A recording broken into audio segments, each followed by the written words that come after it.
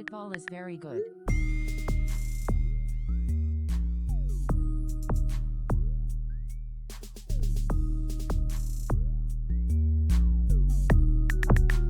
Basketball is very good.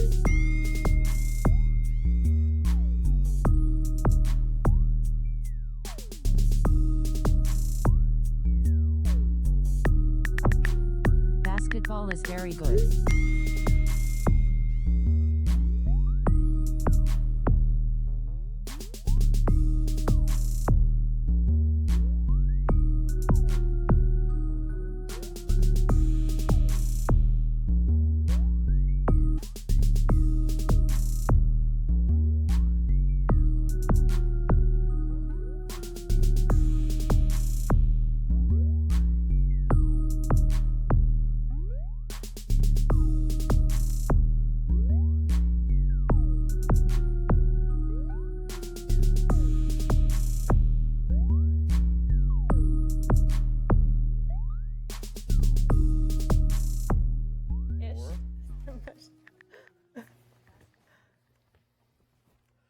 Hello and welcome to the Ringer NBA show. It's group chat. I'm Chris Ryan. This is Haley O'Shaughnessy.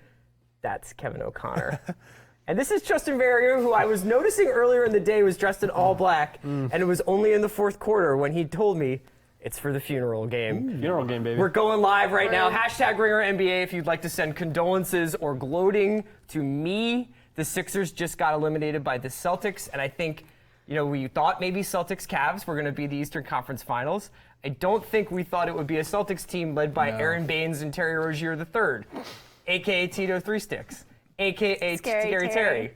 Any other nicknames we don't know about? Drew Bledsoe's Muse. Yes, Drew Bledsoe's Muse Cage. Kevin, I'm going to be gracious here and ask you for the Celtics perspective before we get into the Sixers. What can the Celtics take away from this? They were actually led by the two J's, by Jalen and Jason tonight, and just incredible performances from Horford, who basically owned Ben Simmons. Tell me what you saw from the Celtics team in this series. I mean, even without Gordon Hayward and Kyrie Irving, they still have an elite defense, and they have the best coach in basketball that really enhances the rest of the roster. I mean, the fact is that Philadelphia was favored in each game this series for good reason. A lot of talent, but they came out with a really spectacular game plan in order to contain Ben Simmons and make it hard on Joel Embiid using either Al Horford or Joel Embiid. I think they just have a lot of guys who can defend multiple positions. They asked so many questions of the Sixers. I don't think that you watch the Sixers against the Heat, you watch them in that 16-game winning streak, and then all of a sudden they run up against Horford and Stevens, and now we're all like, well, what do you do with Ben Simmons if he can't really get past Al Horford at the free throw line? Do you have to have TJ McConnell in, and who holds the ball when McConnell and Simmons are on the same time? What questions do you think that the Sixers are facing now? I mean, at this point, you go back to the questions they had maybe going into the season, where you know that you have those two guys, but what do they have around them? Robert Covington was supposed to be their fourth or fifth guy to that starting lineup. I don't know what they paid him to be that guy. What is he making? $51 million now, based off of that. And I don't know if he's the type of guy you want to keep around the team long term. If this was just a blip on the radar, or whatever. Markelle Fultz, some of the guys they brought in late in the season, they went cold, and all of a sudden you're looking at a team that's just Embiid and Simmons, and now what are you going to do to build around them? It's obviously going to be the defining question of this offseason. Well, I think if Markelle was who everyone thought he was going to be when he was drafted, then we would see actually an offense like we saw tonight if him and Simmons shared the floor. Yeah. Let's be real. This team is far ahead of where anybody could have expected it to be at this point. I mean, despite the fact Ben Simmons had an awful series, he was tired, that's why his defense regressed. We already know he shoots with the wrong hand and can't score outside and avoids contact inside. We already knew those things he'd improve at, but this team overall is still far ahead. They still have max cap space. They still have assets. They're still in an unbelievable spot. Does that make you feel any better? Yeah. Okay, so I think that, first of all, a couple of things. One, hashtag Ringer NBA if you want to get in on this conversation. Paolo's back there. Keith's chopping up gifts, but we got Paolo. He'll handle your questions. He'll also be throwing some talking points at us. Look, before the 16-game winning streak, this was basically a marginally better than 500 team. And they were learning to be just exciting to good. watch. And they were really exciting to watch because they were essentially a fast break team with the most exciting big man and the most interesting playmaker in the league. Yeah. Mm-hmm. And then they beat the crap out of a bunch of tankers and learned to be really good over the course of that win streak. But I never expected them to be in the Eastern Conference Finals this season. Right. With or without Kyrie You or were Gordon. like telling people to stop saying that. Yeah, not just even what to Chris jinx does. them. Yeah. What's that? That's just what you do. Yeah, No, but right. I was saying to Haley earlier, like if they had lost 1 or 2 games in that 16-game streak, would we have the same expectation for them now? Right. Right. I don't know. It just seems like this was a necessary rite of passage for a team that's on the come up. I mean, a lot of these guys are playing their first full season, as Kevin mentioned. Ben Simmons, even Joel Embiid is playing his first season and a half. Yes. There's still a lot of room to grow here, and there's a lot of versatility in terms of like what they could do to add to it. You get the best of times and the worst of times with these Yeah, guys. I think even the simplest things we saw in that game where you know that a couple playoffs or even one playoffs will fix, like Joel Embiid's dumb fouls just out of frustration, him being tired. The tech against Baines was. Yeah. He'll I mean, become honestly, more look at the efficient, too. scoreboard. Right, You want he'll that be tech more back? efficient. You know, like. Yeah. So I think that a lot of things are just going to be worked out even next season. I think the only fear really is, durability. Right. That's pretty much still the same question as it was before with Joel Embiid. It's durability. It's a little bit tactically unnerving for them to be at this point in the season and just not be able to convincingly run any pick and roll, right? So if they can't get any offense that doesn't involve shooters who are pretty streaky coming off multiple screens or pounding the ball down low to Embiid, if you've got somebody like Horford and Kevin, I don't know if you have the stats still pulled up, but we were looking at this earlier.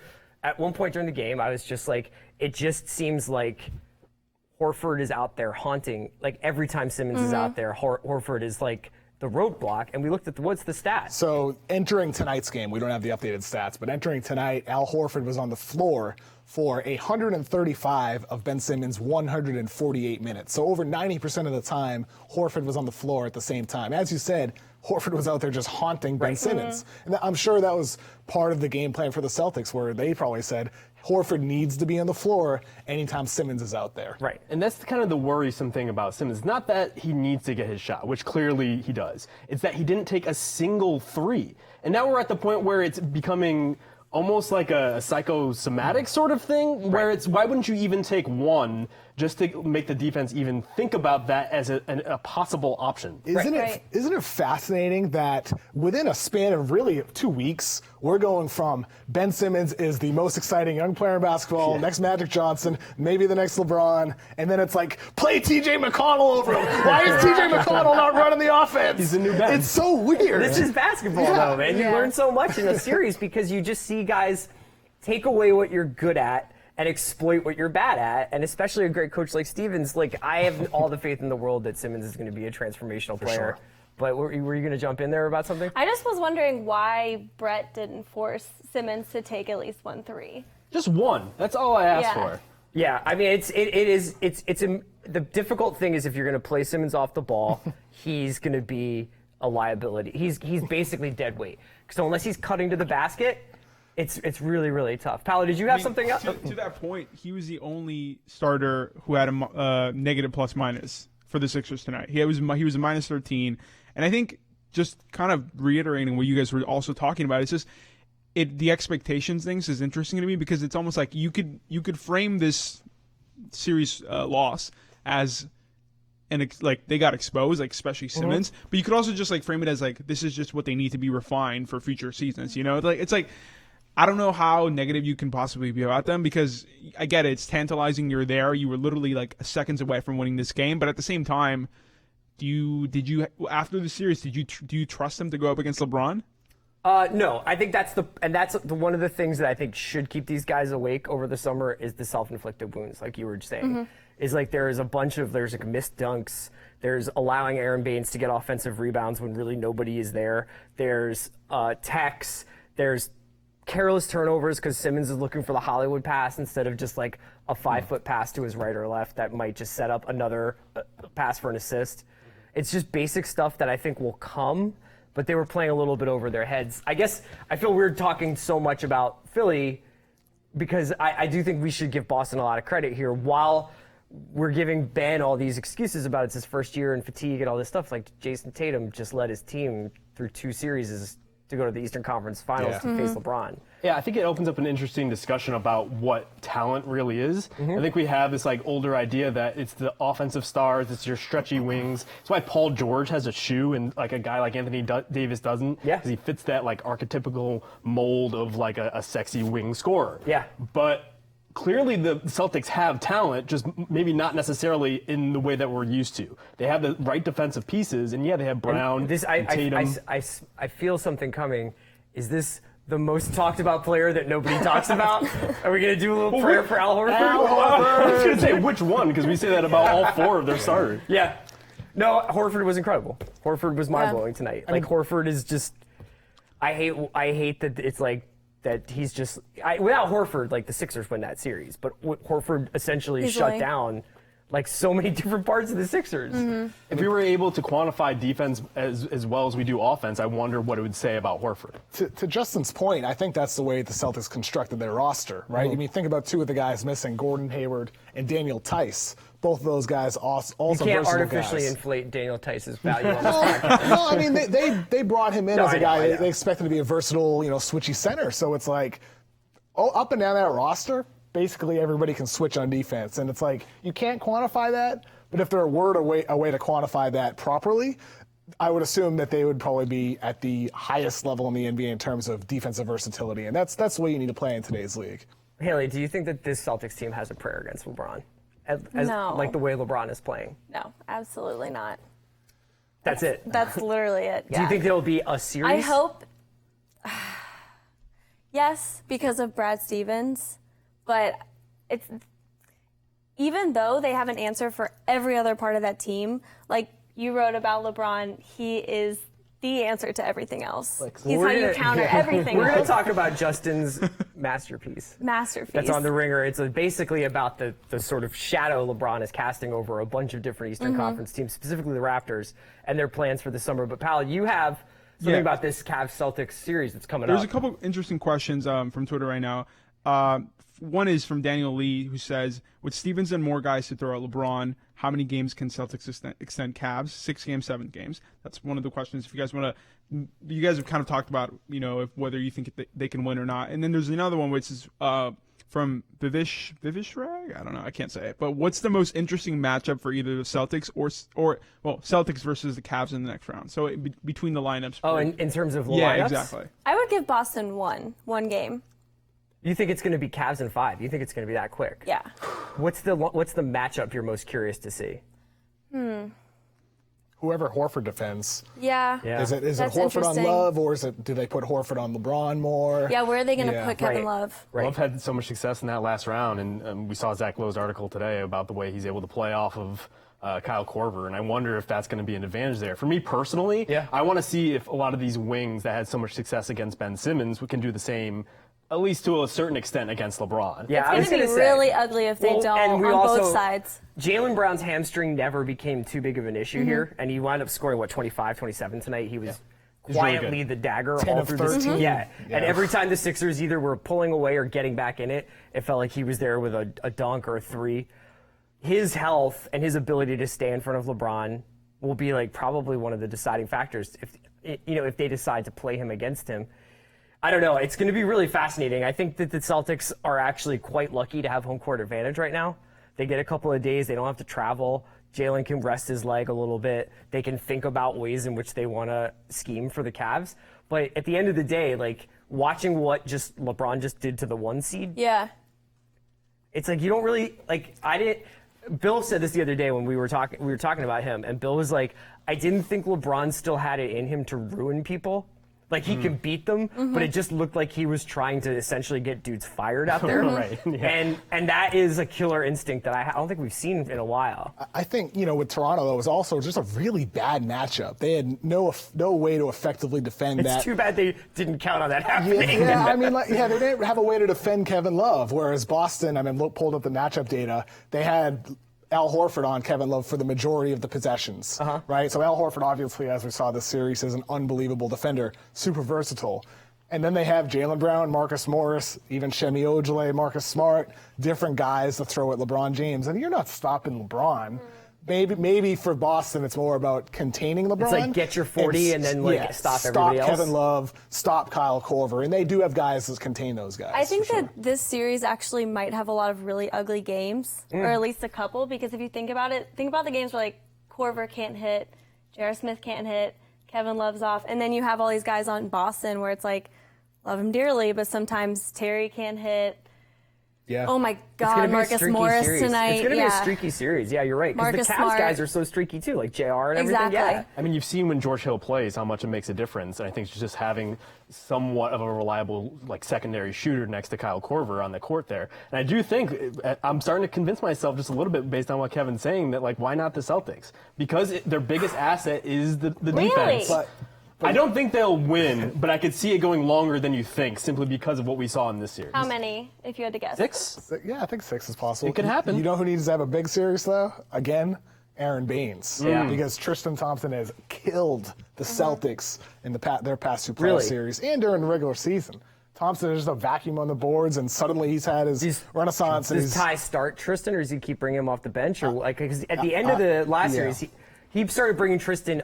He started Tristan. Well, Kevin Love stayed in the starting 5, that's right, and Thompson came off the bench more. But maybe if you're Boston, it's about shifting Baines out of the starting lineup, bring him off the bench to match up with Thompson. Just a weird little matchup to watch for in the series. And also, like, yes, the Celtics offense has been an issue throughout the season, especially once those guys, their all-stars, went down. But the Cavs' defense is not good. It was one of the worst, if not the worst, in the regular season, and they've been bad throughout the postseason. So I do wonder if like those things kind of balance each other out there. I'm going to find it all. Like, I'm not in any way cheering for Boston, but it's going to be kind of like psychologically defeating if LeBron just wipes them out. Right. And it's just like, it kind of just like calls into question what we're doing here, you know? Shut down the ringer. Tyler, do you have any social questions before we get to this larger Eastern Conference conversation? I have a social appearance by somebody at the podium. The first person up to the podium tonight was none other than Drew Bledsoe. All right, let's talk about Drew Bledsoe. Too much. Let's. So, and Kevin, chime in whenever. Sure. Okay. Drew Bledsoe arrives at the arena with Terry Rozier tonight. Yes. As it's like Mr. T walking in Hulk Hogan or something, WrestleMania. Then is I completely get that reference. wearing a Terry t-shirt before the game, right? But I thought he walked in with a jersey, did he not? well, no, I think he undressed to reveal it, like Superman style. Did he rip the shirt? No, I think he was just like took a sweatshirt off and he was wearing a Terry Rozier jersey and then he went I don't like know that. if you watch a lot of superhero movies, but Superman rips. I do. So- I've been meaning to check I'll some fill you superhero in movies. later. Have you seen on that Avengers lately? But this was like a hot topic of debate within this office because I think me and a couple other people were like, this is super corny. And Kev was like, what a classic Boston sports movie. It's funny. It's goofy. It's like for you, like AJ Feely suddenly for whatever reason had a thing to go with TJ McConnell. It'd David be fun. Akers. How is this happening? Drew Bledsoe is at the podium. He's taking questions. Why is he Here's doing my this? problem. This is my only problem with this is that jersey is really small. You know, He likes a fitted look. Guess what he called Terry Rozier? He called him Terry Rose. All right. Really? So he doesn't even know Terry Rozier's name? Well, no, I choose to believe that he is doing a play on Derrick Rose in his prime. Very Really? sympathetic. Giving him a lot of credit. Let's talk a little bit more broadly about the Eastern Conference while we're here. Okay. Justin wrote this really cool piece that's on the site right now. That's very much, it was a very good piece. Thank you. And it's about how LeBron basically isn't done torturing the Raptors just yet, even though he has done away with them, even though Dwayne Casey's job is teetering in the balance. Dwayne Casey voted Coach of the Year Dwayne by Casey his fellow coaches. also might be Franchise record wins. I'll be very curious to see if Dwayne Casey gets a job. Are there Another any other job? What? Another job? Like a job like right away. If he gets I fired by feel the like Raptors. it's going to be a situation where he has to go back to assistant coaching, but it will be possible for him to get a job again. He was a defensive Eventually. coordinator on a title team, so. Yeah, Is that- well, in any case, he might lose his job. And now you've got the Raptors, and we can talk more about like their roster construction, but they've got the sort of quote-unquote big three of DeRozan, Lowry. Don't and put a Baca in there. I'm not going to put him in there as like a talent-wise, but I think in terms of like salary, Pay, right? He's yeah, like their big for three. sure, yeah. And do they blow it up? Do they tweak it? Do they see if Nick Nurse has yet another tactical wrinkle that he can add into this roster. He's the one who tried installing the offense. Right. Yeah. And he's been talked about as like the replacement coach. Or is LeBron's presence in the Eastern Conference so powerful that you basically punt until he's gone? I don't think you punt. I think that you grow for that. For example, like what the Sixers are doing right now, and it's They're not like preparing for his. It's not like they planned this. Right. Exactly. They just had to rebuild because they had to. But I think that what I would be doing is like trying to get younger pieces in the hopes that he. Also, why don't you just wait if you're the Raptors to see what he does this offseason? Right. He could very easily go to the West and you just for sure. blew it up for nothing. I just think it's funny. 1 year ago, we raised the blow it up question, and like now, like it's like you're nuts. The Raptors Yeah, but they are so were a good. top five team. Yeah, That's supposed to be a predictor. Yeah. They still were this Yeah. year. And so to me, it's like, yeah, you blow it up if you get something that's worth it for DeRozan or Lowry. But if there's nothing that's worth it, then really these next 2 years, you're going to maximize them while also keeping an eye on that 2020 year when DeRozan and Lowry and Ibaka and all those guys are up. You're going to keep an eye on the future, too, while also thinking, okay, you know what, these next 2 years, let's try to make it as best we can. Who do you think that would be a good coaching substitute to get them there? I think Nick Nurse would be interesting. He's highly regarded across the league. And I think, just to interrupt here, but I think my take is that even if LeBron goes to the West, they just don't have the team built to win in the playoffs. I just think that wouldn't the psychological boost be incredible, though? Yeah. Like, that would be like being on basketball ecstasy if LeBron left your conference. Right. All of the indicators suggest from the regular season that this is a really good team hiding underneath whatever goes on against LeBron. Yeah. And you do wonder if he's not there, if that's all they really need. Maybe they just need Nurse to play more of a role in the coaching huddles or whatever he would do differently with Casey out of there. But I don't know. At the same time, we're looking at two teams tonight who are going to be appreciably better next season. The Celtics are going to get both of their guys back, and they're going to have almost too much talent, whereas the Sixers have the potential to add another guy. Maybe they steal LeBron from the Cavs. Let's talk about that. Yeah. I think Toronto, like, no matter what, they're probably not going to be the favorite. Like, there's no move that puts them over Boston or And now over there's so much Philadelphia. skepticism about them. They're like, fool me once, fool me twice, fool me 5 times. Like, no one's going to be – they'll be like, go ahead and win 65 games. No one's going to believe They seriously that. feel like the Clippers to me. Yes, and you mentioned Lob City and all these other teams that have been – Hardaway Heat, like teams that have been impressive over the years that were like, is this it? Is this the moment? You can hire like a fusion of like Vince Lombardi and Greg Popovich as coach, and it doesn't change the fact like DeMar DeRozan still can't shoot threes, still doesn't defend, still doesn't rebound. What would the like, Vince Lombardi, Greg Popovich between quarters sideline interview be like? Because on one hand, you'd be like, oh, you're going to give me some real knowledge tools that are going to write down on a bar napkin, but on the other hand, it would just be like one word. Just worried about the next quarter. Yeah, exactly. The tweet that would be like inspire me in like 5 words. Right. That's what it would be. So LeBron now becomes this like, he always is, but just like it was in 2010, just like it was 4 years ago, he becomes the everybody waits to see what happens because clearly he's still operating at the height of his powers, right? Yeah. What are some of the teams realistically? And I know this is silly, but like we have to talk about this because clearly it's the most important decision that's going to happen this summer. What are some of the teams that have a realistic shot, not outside of like, I heard from a guy who saw a guy from Clutch, like looking Eat at lunch with Brentwood condos, but like could sign him, could use him, LeBron might be interested. I think it's really educational to look at his past decisions. And you look at the Heat, they didn't have a lot of young assets, but they did have the cap space, an incredible historic amount in order to sign 3 guys at his level. And then you look at what he did with the Cavs, he essentially set up the same thing where he had a younger support system to carry him back to the finals. And so I think if you're looking at teams, you're looking at the ones that have the assets or the superstar already in place next to him. And the Lakers, maybe they don't have that guy, but Brandon Ingram has some talent, and they also have enough young guys in order to maybe roll them into someone else. And obviously the cap space potentially to get a Paul George just right off the free agent market. And Paul then George, who had secret surgery, by the way. Just not even that secret. IG surgery. It was just scope, which isn't too concerning. I guess not. But like it was definitely so Paul George had surgery. Yeah. And then, should we talk about the Sixers? Let's do it. Well, the Sixers, like you said, he wants to go somewhere with cap space. They have $25 million Right.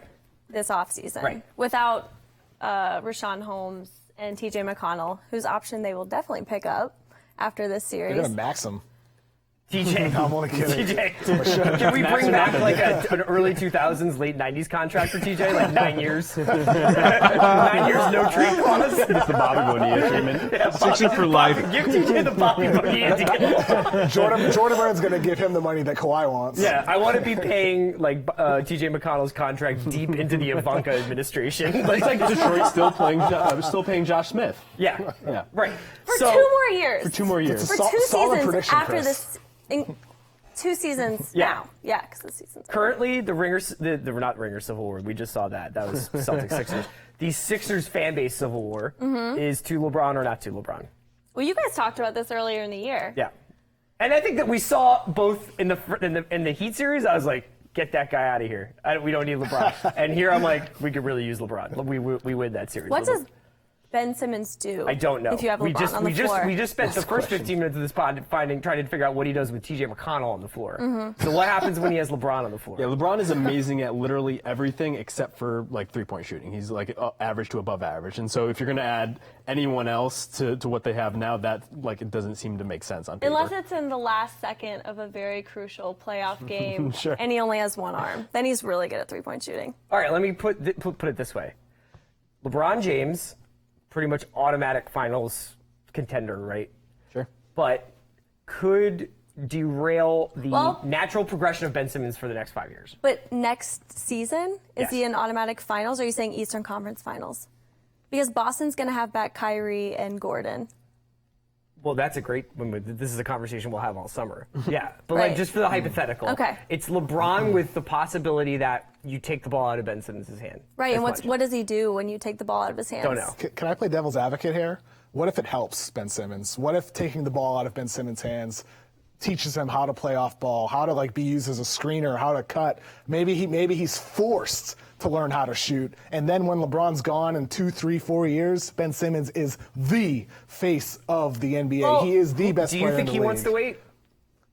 I don't know. I mean, like we just saw, like we just. Joel might not want him either. And Joel might not want him either. So that's door number one is LeBron on the Sixers, but with all the ramifications that come with that. Door number 2 is replacing Covington's minutes with Paul George's.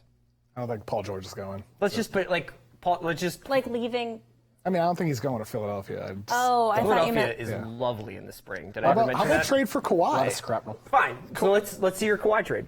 Yeah, do we have a graphic for that? I don't think so, but like we can visualize. Yeah, the trade was something along the lines of like Robert Covington, Yeah. Markelle Fultz, the Lakers pick they have this year, maybe Dario if they demand it, 2 draft and stashes, maybe a future pick, and then Jared Bayless's filler contract. So you're giving up a lot, but by doing that deal, theoretically, you could retain max cap space, get Kawhi Leonard, and still re-sign J.J. Redick and I bring love back Kevin T.J. O'Connor! McConnell. I'm just saying. So it's like, even if you don't get a guy this summer, LeBron, next summer you could still retain that max cap space, go after Klay Thompson, Jimmy Butler, and so on and so forth. And that's the thing with the Sixers. Like, why do they have to cash everything in right now? It's the same thing we were saying about them in this postseason. Maybe we're thinking so far ahead, but if they're just patient, they can wait and just assemble a super team that can knock out all of these teams. Paolo, did you have some Yeah, judges for some us? questions. So I think it's interesting to transition into the question to think about. So David Griffin was on Bill's pod today. Yes. And he said Oh, he was? that he doesn't think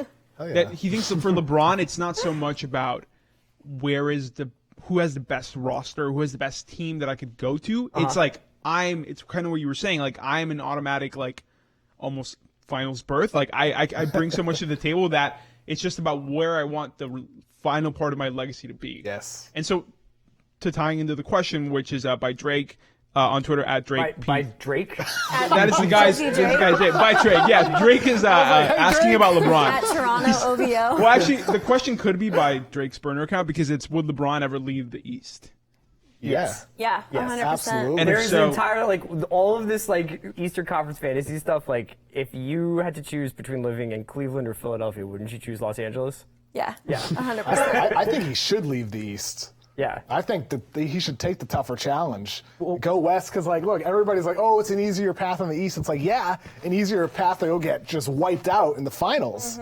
But if you go West and you're able to build a team that can actually beat Houston or Golden State, or maybe you're on Houston, go there. Yeah. Then guess what? You get an easier Eastern Conference Finals matchup potentially. And at the same time, if we're looking at 2-3 years down the road when maybe his like age-induced decline actually hits him, maybe the Sixers maybe the Sixers and the Celtics are way more imposing than the Warriors, who would probably now be dealing with the cap issues. Great the point. Rockets, like who knows what Chris Paul would be at that point. All right, Great well, let's point. talk about the Western Conference then, since we're circling that anyway. We get the matchup that we've been looking for all season long. All the hypotheticals about did the Rockets build a team to finally beat the Hamptons 5? We're gonna find out now. There's like, I don't know if you saw this, but on Twitter there's like some debate about how like there is a school of thought that this is not even a series, that the Warriors are just gonna like completely wipe these guys out. Have you seen that? I haven't. Yes. Yeah. It's like some haven't seen that Vegas either. stuff, or like some like it's basically like the Warriors are gonna run them out of the gym. I can't remember where I saw it. Lot of Golden State and 5 picks on Twitter, it seems. How do you feel about that? I think it's silly. I mean, it's underrating Houston. I think it's going to be a really, really good series either way. I think it goes 7. But look, like Golden State and 5, I just don't see it. Houston's offense is potent, as everybody knows. Slim thugs in the control room. But their defense, they have a lot of guys. That we talked about Boston earlier, how versatile they are. Houston is the same way with the guys that they have on their roster, led by PJ Tucker, Trevor Ariza, and so on. They have a lot of good defenders on that team. I was telling Danny Chow after Was he sobbing, looking at a stuffed dinosaur while you were telling him this? we were watching the Rockets game. Okay. So yeah, he was basically still sobbing. But I was telling him that I am not as excited for the series as I was maybe entering the season, assuming that it would be the Western Conference Finals, because Harden's kind of bummed me out. He's been great sometimes, but he's also been like really scary and kind of how he was last season when he looked like he had a concussion or was on Xanax or something. Like, so That's okay. so It's a safe space. this is between us and all our friends. Just between us. But I was kind of bummed about it, and I wasn't really sure that it would be as great as I thought it would be in this like amazing like three-pointer for three-pointer. But he did point out to me that the loss differentials, so when both teams lost, the average was bigger for the Warriors. So they lost by more each game. So he's hopeful, but I'm still nervous because when Houston isn't making shots, then it kind of gets really ugly, and it's just two guys doing isolation, and so. I'm kind of excited to watch the other guy, though, of those two guys. For sure. I've never seen Chris Paul in a conference finals. Yeah. This is what he went to Houston exactly to do, and he still has flashes and is still like has the potential to be that kind of transformational guard that you're just like, I can't believe how lucky I am to be watching him. Plus, he's hyped up. And he has got to be as dialed in as he's ever been. Yeah. I mean, as a fan, I want this to be the clash of styles and just top-level teams that we thought it was going to be, simply because we've seen the Warriors engage in spurts, some of the Hampton 5 lineups, some of the def lineups that they've been able to throw out there, but it's only been when necessary. Even in Game 3 in New Orleans, they threw out JaVale starting for some reason, almost as if to challenge themselves or just like to try things in order for like maybe the next season or the next series. And so I really want this to be everything we expected, because a Warriors team that's pushed gives us the best basketball we can watch. Houston has to come out and win that first game. I feel like their whole season was based around getting that 1 seed. Mike D'Antoni was like, forget rest. Like, you rest when you're dead. Let's go. Let's get the 1 seed. We want to play Game 7 at home. Yeah. They have to keep that home court advantage. Did you have a Western Conference thing for us? I do. Well, first of all, I want to say that personally, I don't think I would be that surprised if the Warriors swept, because okay, hear me out. Where's your bell? Here we go. Yeah. All right. So I think that the Warriors season starts Monday. Like, they have not been playing for anything this entire time. They haven't like experienced quote unquote adversity at any point. Like, they've literally been building up to responding to the Rockets challenge them. So this is when they're actually going to be like fully engaged and fully going. And I think that nobody can beat that team. And so like, if you're going to tell me that they're going to win 4 games against the Rockets by just running them off the floor, I wouldn't be that surprised. See, but like fucking around is kind of like in their DNA. It's like what It is now. Yeah, but That's like, what I'm saying. I don't think it's going to be that way. Yeah, but I think like that's what makes them good, and then when it goes wrong, that's how they end up losing games. And so I think it like is priced into every game that they have. But we're like what games? Like, what games did they lose, right? Like, Well, they lost one to the Spurs, yeah. which doesn't look great in And the retrospect. Pelicans, Without it was Steph. just the same issue though. It was like they came out and they were like very passive, and Yeah. I don't want to say they didn't take it seriously. It's a playoff game, but it just looked like the other team had so much more energy. Even even last night, late in the game, the Pelicans had so Draymond much looks energy. really keyed up now, which is usually a Draymond pretty is good predictor. literally the one getting everyone going Yeah. when no one else will go. Which we were sort of waiting for. I don't know. I don't think that it's going to be a sweep, and I definitely really, really, really think we deserve a great series. Like We are a gonna get one. great what? We are going to get one. Yeah, I hope so. We got a team that's built to take down Golden State. Like Right. they lost one of the Spurs, sure they lost one of the New Orleans. Well, now they're going against a team that was built to defend that team. Like Houston was constructed to beat Golden State. Okay, so we're talking about roster construction. Then, like we talked about this for Cleveland and Boston. What's the matchup you're most excited to see? I think it's really the amount of guys that they throw at Kevin Durant more than anything else. And I'm also curious, how are they going to use Clint Capella? I mean, is Golden State going to put like JaVale McGee in there to match up against him? Or are they going to go with their Hamptons 5 and it's going to be Draymond? Do you put Clint Capella on Draymond and have him roam around and help on other guys? Or do you maybe put him on KD a little bit to get a little creative? I think what they do with Capella and then their wing/forward defenders is going to be really interesting. I mean, the Chris Paul matchup. Presumably, he's going to be guarding Steph most likely, and I do wonder an engaged Chris Paul, like on the verge of breaking into the finals for the first time. I do wonder like what type of guy we're going to see there. And also for Golden State, you got to seek out James Harden because he was really bad in that Utah series defensively. Like you mentioned earlier, Haley, how he seems fatigued.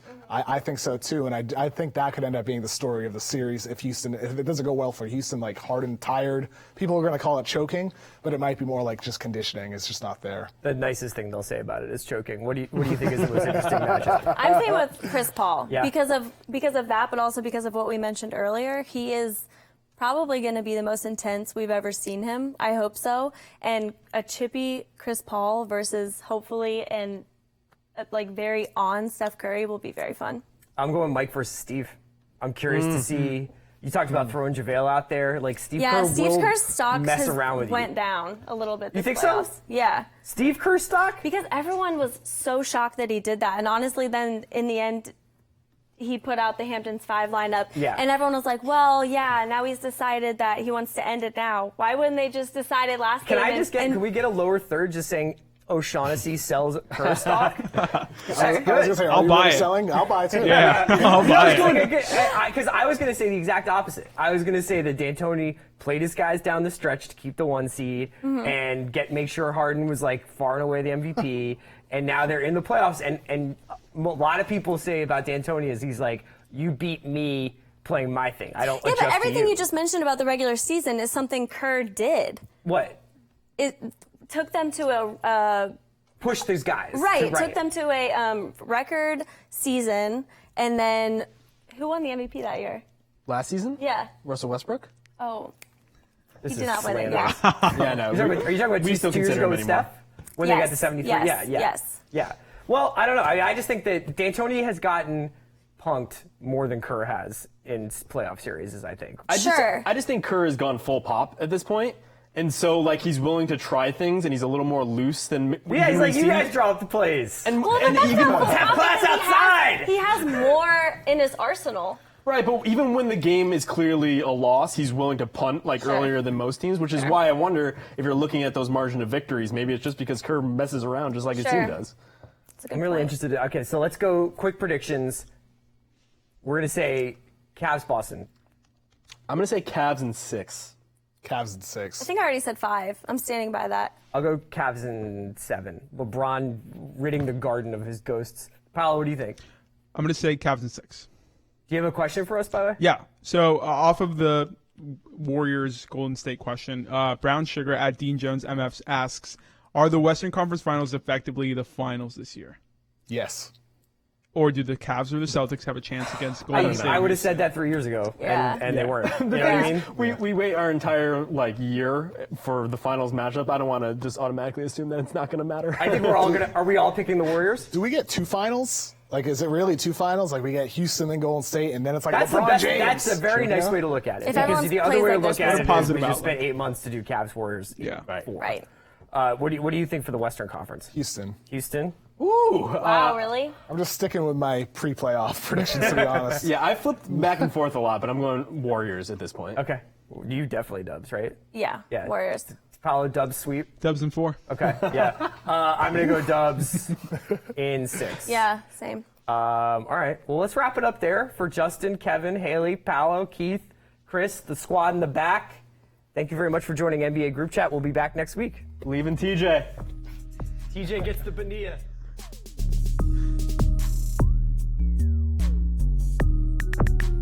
Basketball is very good.